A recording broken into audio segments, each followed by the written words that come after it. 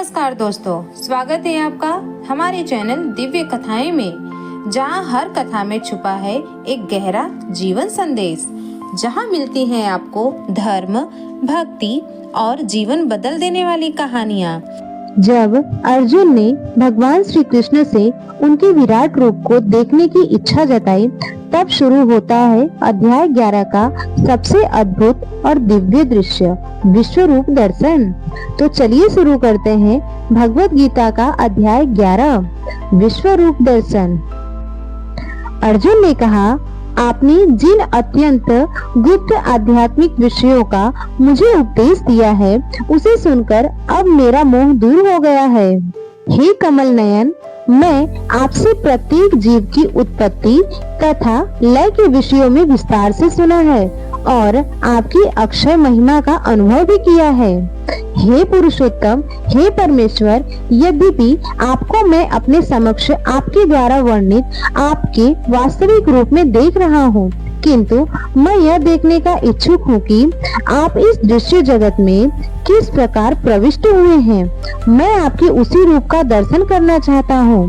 हे प्रभु, हे योगेश्वर, यदि आप सोचते हैं कि मैं आपके विश्व रूप को देखने में समर्थ हो सकता हूँ, तो कृपा करके मुझे आपका असीम विश्व रूप दिखलाइए।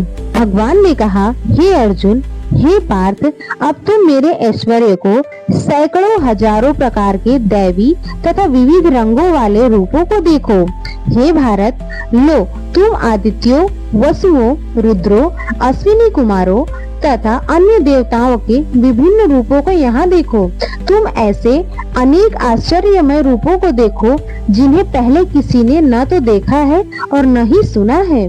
हे अर्जुन, तुम जो भी देखना चाहो उसे तत्क्षण मेरे इस शरीर में देखो। तुम इस समय तथा भविष्य में भी जो भी देखना चाहते हो, उसको यह विश्व रूप दिखाने वाला है। यह एक ही स्थान पर चर अचर सब कुछ है, किंतु तुम मुझे अपनी इन आंखों से नहीं देख सकते, अतः मैं तुम्हें दिव्य आंखें दे रहा हूँ। अब मेरे योग ऐश्वर्य को देखो। संजय ने कहा, हे राजा, इस प्रकार कहकर महायोगेश्वर भगवान ने अर्जुन को अपना विश्व रूप दिखलाया। अर्जुन ने इस विश्व रूप में असंख्य मुख, असंख्य नेत्र तथा असंख्य आश्चर्यमय दृश्य देखे। यह रूप अनेक दैवी विभूषणों से अलंकृत था और अनेक दैवी हथियार उठाए हुए था। यह दैवी मालाएं तथा वस्त्र धारण किए था और उस पर अनेक दिव्य सुगंधियां लगी थी। सब कुछ आश्चर्यमय, तेजमय, असीम तथा सर्वत्र व्याप्त था। यदि आकाश में हजारों सूर्य एकमात्र उदय हो, उनका प्रकाश शायद परम पुरुष के इस विश्व रूप के तेज की समता नहीं कर सकते। उस समय अर्जुन भगवान के विश्व रूप में एक ही स्थान पर स्थित हजारों भागों में विभक्त ब्रह्मांड के अनंत अंशों को देख सका। तब मोहग्रस्त एवं आश्चर्यचकित, रोमांचित हुए अर्जुन ने प्रणाम करने के लिए मस्तक झुकाया और वह हाथ जोड़कर भगवान से प्रार्थना करने लगा। अर्जुन ने कहा, हे भगवान श्री कृष्ण, मैं आपके शरीर में सारे देवताओं तथा अन्य विविध जीवों को एकत्र देख रहा हूँ। मैं कमल पर आसीन ब्रह्मा, शिव जी तथा समस्त ऋषियों एवं दिव्य सर्पों को देख रहा हूँ। हे विश्वेश्वर, हे विश्वरूप, मैं आपके शरीर में अनेकानेक हाथ, पेट, मुंह तथा आंख देख रहा हूँ, जो सर्वत्र फैले हैं और जिनका अंत नहीं है। आप में न अंत दिखता है, न मध्य और न ही आदि। आपके रूप को उसके चकाचौंध तेज के कारण देख पाना कठिन है, क्योंकि वह प्रज्वलित अग्नि की भांति अथवा सूर्य के अपार प्रकाश की भांति चारों ओर फैल रहा है।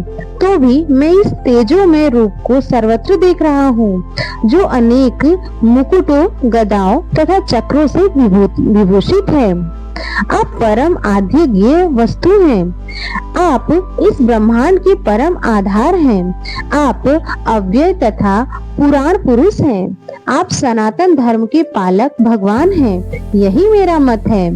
आप यदि मध्य तथा अंत से रहित हैं, आपका यश अनंत है। आपकी असंख्य भुजाएं हैं और सूर्य तथा चंद्रमा आपकी आंखें हैं। मैं आपके मुख से प्रज्वलित अग्नि निकलते और आपके तेज से इस संपूर्ण ब्रह्मांड को जलते हुए देख रहा हूँ। यद्यपि आप एक हैं, किंतु आप आकाश तथा सारे लोकों एवं उनके बीच के समस्त अवकाश में व्याप्त हैं। हे महापुरुष, आपके इस अद्भुत तथा भयानक रूप को देखकर सारे लोग भयभीत हैं। देवों का सारा समूह आपकी शरण ले रहा है और आप में प्रवेश कर रहा है। उनमें से कुछ अत्यंत भयभीत होकर हाथ जोड़े आपकी प्रार्थना कर रहे हैं। महर्षियों तथा सिद्धों की मोह कल्याण हो कहकर वैदिक स्त्रोतों का पाठ करते हुए आपकी स्तुति कर रहे हैं। शिव के विविध रूप आदित्य गण, वसु, साध्य, विश्वदेव, दोनों अश्विनी कुमार, मरुदगण, पितृगण, गंधर्व, यक्ष, असुर तथा सिद्ध देव सभी आपको आश्चर्यपूर्वक देख रहे हैं। हे महाबाहो, आपके इस अनेक मुख, नेत्र, बाहु, जंघा, पांव, पेट तथा भयानक दांतों वाले विराट रूप को देखकर देवतागण सहित सभी लोग अत्यंत विचलित हैं और उन्हीं की तरह मैं भी हूँ। हे सर्वव्यापी विष्णु, नाना ज्योतिर्मय रंगों से युक्त आपको आकाश का स्पर्श करते, मुख फैलाए तथा बड़ी बड़ी चमकती आंखें निकाले देखकर भय से मेरा मन विचलित है। मैं न तो धैर्य धारण कर पा रहा हूँ, न मानसिक संतुलन ही पा रहा हूँ। हे देवेश, हे जगन निवास, आप मुझ पर प्रसन्न हो। मैं इस प्रकार से आपके प्रलय अग्नि स्वरूप मुखों को तथा विकराल दांतों को देखकर अपना संतुलन नहीं रख पा रहा हूँ। मैं सब ओर से मोहग्रस्त हो रहा हूँ। धृतराष्ट्र के सारे पुत्र अपने समस्त सहायक राजाओं सहित तथा भीष्म, द्रोण, कर्ण एवं हमारे प्रमुख योद्धा भी आपके विकराल रूप में प्रवेश कर रहे हैं। उनमें से कुछ के सिरों को तो मैं आपके दांतों के बीच चूर्णित हुआ देख रहा हूँ। जिस प्रकार नदियों की अनेक तरंगे समुद्र में प्रवेश करती हैं, उसी प्रकार ये समस्त महान योद्धा भी आपके प्रज्वलित मुखों में प्रवेश कर रहे हैं। मैं समस्त लोगों को पूर्ण वेग से आपके मुख में उसी प्रकार प्रविष्ट होते देख रहा हूँ, जिस प्रकार पतंगे अपने विनाश के लिए प्रज्वलित अग्नि में कूद पड़ते हैं। हे विष्णु, मैं देखता हूँ कि आप अपने प्रज्वलित मुखों से सभी दिशाओं के लोगों को निगले जा रहे हैं। आप सारे ब्रह्मांड को अपने तेज से आपूरित करके अपनी विकराल झुलसाती किरणों सहित प्रकट हो रहे हैं। हे देवेश, कृपा करके मुझे बतलाइए कि इतने उग्र रूप में आप कौन हैं? मैं आपको नमस्कार करता हूँ, कृपा करके मुझ पर प्रसन्न हो। आप आदि भगवान हैं। मैं आपको जानना चाहता हूँ, क्योंकि मैं ही जान पा रहा हूँ कि आपका प्रयोजन क्या है। भगवान ने कहा, समस्त जगतों को विनष्ट करने वाला काल मैं ही हूँ और मैं यहाँ समस्त लोगों का विनाश करने के लिए आया हूँ। तुम्हारे सिवा दोनों पक्षों के सारे योद्धा मारे जाएंगे। अतः उठो, लड़ने के लिए तैयार हो तथा यश अर्जित करो। अपने शत्रुओं को जीतकर संपन्न राज्य का भोग करो। ये सब मेरे द्वारा पहले ही मारे जा चुके हैं और हे सव्यसाची, तुम तो युद्ध में केवल निमित्त मात्र हो सकते हो। द्रोण, भीष्म, जयद्रथ, कर्ण तथा अन्य महान योद्धा पहले ही मेरे द्वारा मारे जा चुके हैं। अतः तुम उनका वध करो और तनिक भी विचलित न हो। तुम केवल युद्ध करो, युद्ध में तुम अपने शत्रुओं को परास्त करोगे। संजय ने धृतराष्ट्र से कहा, हे राजा, भगवान के मुख से इन वचनों को सुनकर कांपते हुए अर्जुन ने हाथ जोड़कर उन्हें बारंबार नमस्कार किया। फिर उसने भयभीत होकर अवरुद्ध स्वर में कृष्ण से इस प्रकार कहा। अर्जुन ने कहा, हे हृषिकेश, आपके नाम के श्रवण से संसार हर्षित होता है और सभी लोग आपके प्रति अनुरक्त होते हैं। यद्यपि सिद्ध पुरुष आपको नमस्कार करते हैं, किंतु असुरगण भयभीत हैं और इधर उधर भाग रहे हैं। यह ठीक ही हुआ है। हे महात्मा, आप ब्रह्मा से भी बढ़ के हैं। आप आदि दृष्टा हैं, तो फिर वे आपको सादर नमस्कार क्यों न करें? हे अनंत, हे देवेश, हे जगन निवास, आप परम स्रोत, अक्षर, कारणों के कारण तथा इस भौतिक जगत से परे हैं। आप आदि देव, सनातन पुरुष तथा इस दृश्य जगत के परम आश्रय हैं। आप सब कुछ जानने वाले हैं और आप ही वह सब कुछ हैं जो जानने योग्य हैं। आप भौतिक गुणों से परे परम आश्रय हैं। हे अनंत रूप, यह परम संपूर्ण दृश्य जगत आपसे व्याप्त है। आप वायु हैं तथा परम नियंता भी हैं। आप अग्नि हैं, जल हैं तथा चंद्रमा हैं। आप आदि जीव ब्रह्मा हैं और आप प्रपितामह हैं। अतः आपको 1000 बार नमस्कार है और पुनः पुनः नमस्कार है। आपको आगे, पीछे तथा चारों ओर से नमस्कार है। हे असीम शक्ति, आप अनंत पराक्रम के स्वामी हैं। आप सर्वव्यापी हैं, अतः आप सब कुछ हैं। आपको अपना मित्र मानते हुए मैं हठ पूर्वक आपको हे कृष्ण, हे यादव, हे सखा जैसे संबोधनों से पुकारा है, क्योंकि मैं आपकी महिमा को नहीं जानता था। मैंने मूर्खतावश या प्रेमवश जो भी हुआ हो, कृपया उसके लिए मुझे क्षमा कर दें। यही नहीं, मैंने कई बार आराम करते समय, एक साथ लेटे हुए या साथ साथ खाते या बैठते हुए, कभी अकेले तो कभी अनेक मित्रों के समक्ष आपका अनादर किया है। हे अच्युत, मेरे इन समस्त अपराधों को क्षमा करें। आप इस चर तथा अचर संपूर्ण दृश्य जगत के जनक हैं। आप परम पूज्य महान आध्यात्मिक गुरु हैं। न तो कोई आपके तुल्य है, न ही कोई आपके समान हो सकता है। हे अतुल शक्ति वाले प्रभु, भला तीनों लोकों में आपसे बढ़कर कोई कैसे हो सकता है। आप प्रत्येक जीव द्वारा पूजनीय भगवान हैं, अतः मैं गिरकर सादर प्रणाम करता हूँ और आपकी कृपा की याचना करता हूँ। जिस प्रकार पिता अपने पुत्र की ढिठाई सहन करता है या मित्र अपने मित्र की दृष्टा सहन करता है या प्रिय अपने प्रिया का अपराध सहन कर लेता है, उसी प्रकार आप कृपा करके मेरी त्रुटियों को सहन कर लें।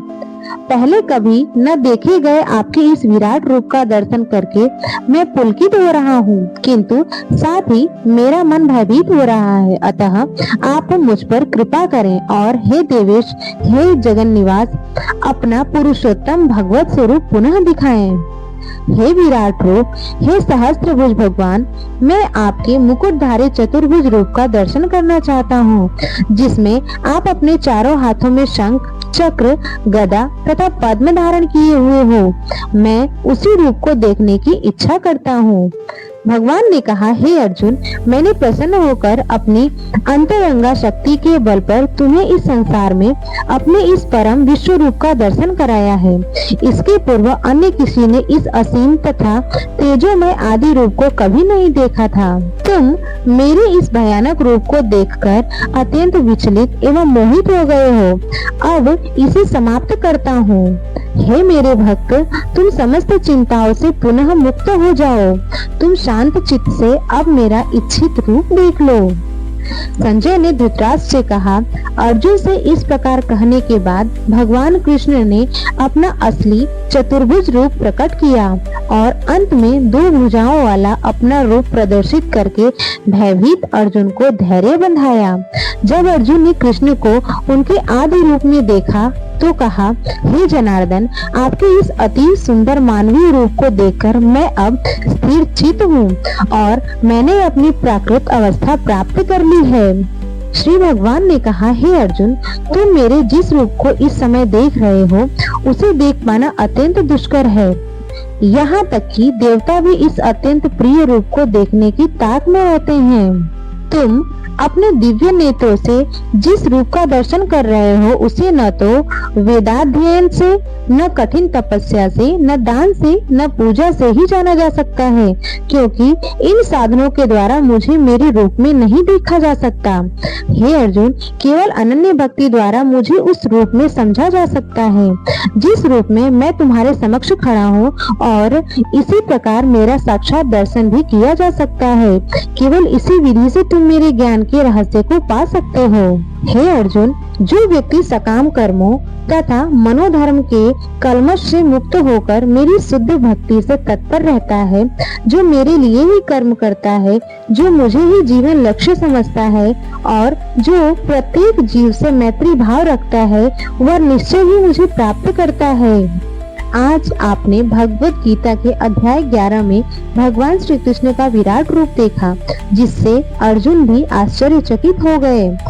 अब अगले अध्याय 12 में जानेंगे भगवान तक पहुंचने का सबसे सरल मार्ग भक्ति योग। जरूर देखें। अगर आपको ये जानकारी अच्छी लगी हो तो वीडियो को लाइक करें, शेयर करें और हमारे चैनल को सब्सक्राइब करें और कमेंट में लिखें हर हर महादेव।